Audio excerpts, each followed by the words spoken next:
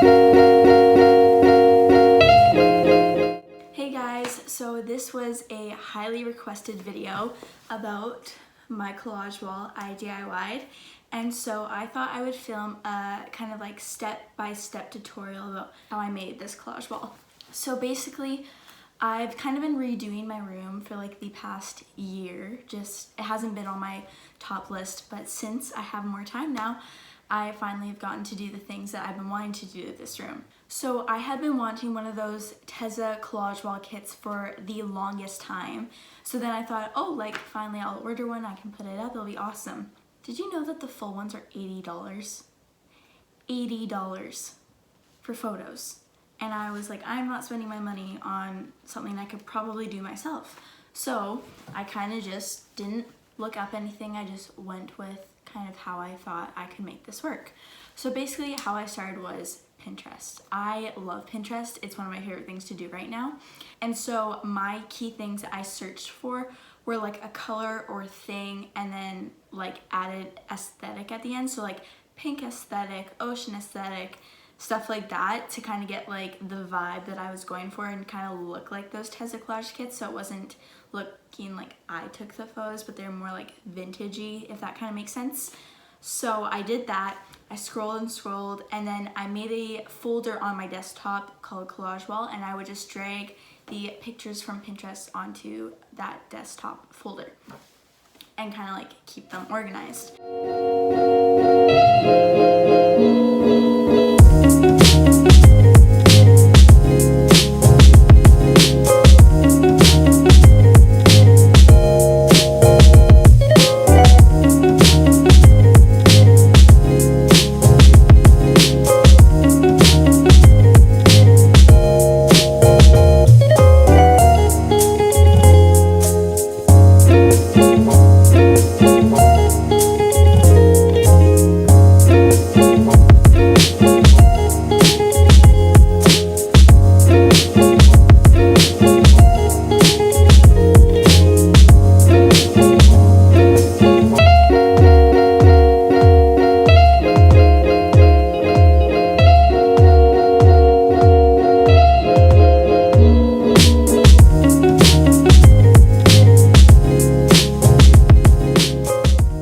I also looked for quotes to kind of like break up between the photos. Like you can see I have this like quote right here and it kind of breaks up all the busy photos behind it, just so that it didn't look too much, but like it had like some dimension, if that makes sense. So I would just look for quotes, and then if I picked a quote and I liked the color or like theme of it, then you can just scroll down and it will like show you like similar quotes in those colors, styles, fonts, that type of thing. So I did that as well.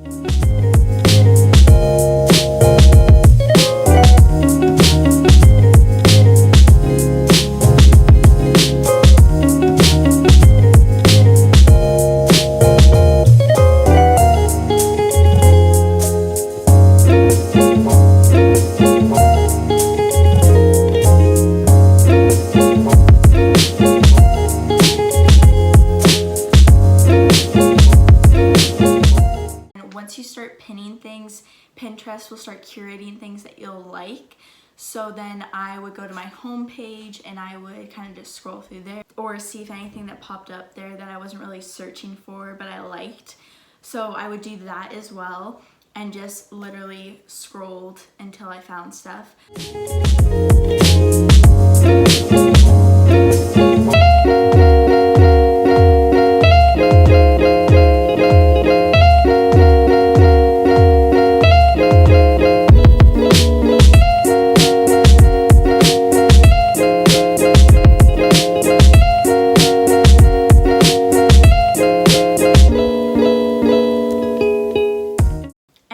The other thing that I kind of looked for is that all of the photos that I was picking were kind of in the same tone of each other. So I only went for certain colors. I did blue, peach, pink, yellow-ish, and then like some really like neutrals. So then I searched for things within that, nothing too vibrant, more on the vintage kind of washed out side except for the blues. I wanted it to be like ocean beachy blue because I love the beach.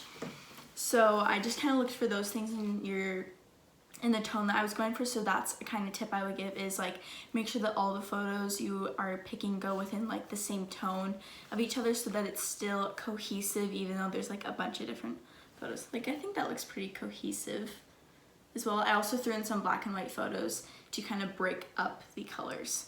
So yeah, the next thing I did was go to Pages or Microsoft Word, and I would drag my photos into there so that I could size them and put multiple pictures on a page. I don't know if there's an easier way to do this. This is just how I did it. So some pictures I would just put one picture on the whole page, fill it up. Other ones I would flip them horizontally, especially the quotes, because I didn't really want the quotes to be super big, and so I could fit multiple images on one page so that I wasn't wasting as much paper.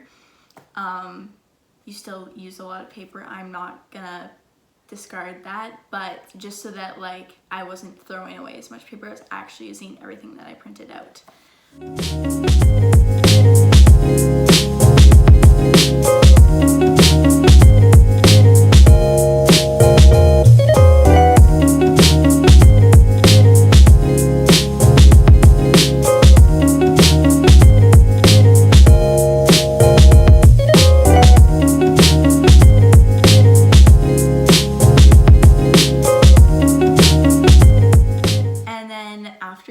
I organized all my photos, I would print them out, and I used just white cardstock for this so that they're a bit firmer and that the colors would show up better, because I find when you try and print photos on just regular paper, they like get those weird lines in those pictures, but on cardstock, like you don't get that. The colors are really good.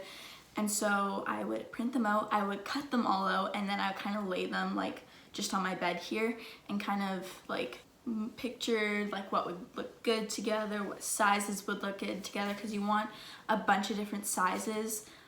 The way I did it, you could honestly use the same size photos for the whole thing and it would still look good, but I just think that the different sizes gives it more dimension. As I said, it looks more, instead of just flat, that it's like filling the room, if that makes sense.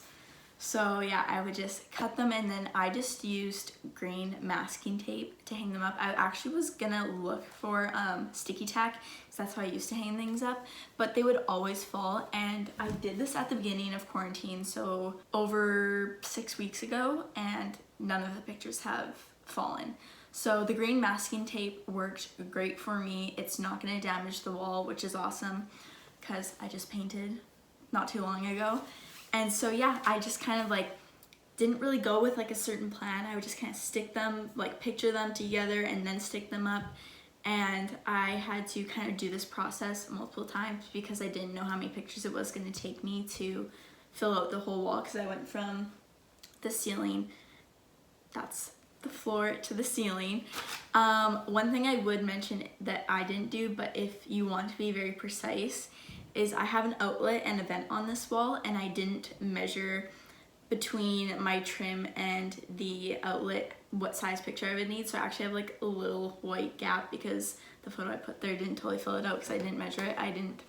Wasn't too specific about that, didn't care too much. You actually can't tell at all, but if you are a perfectionist, you might want to measure out what photo should go like between your trim and your outlet. One other question that, because my mom took a photo in front of this wall and posted it on her Instagram, so people were asking questions on there.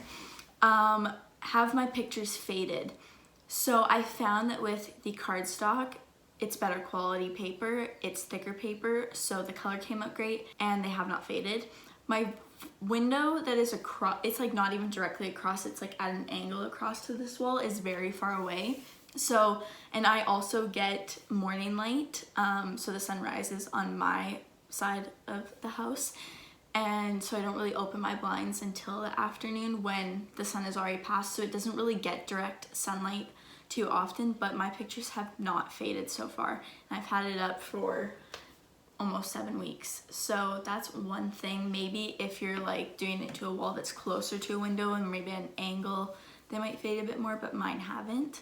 So yeah, I hope that this tutorial step-by-step video helped you and inspired you to go create your own collage wall, because you do not need to purchase an $80 kit to get this effect. I hope you guys liked this video, and I'll see you guys next time.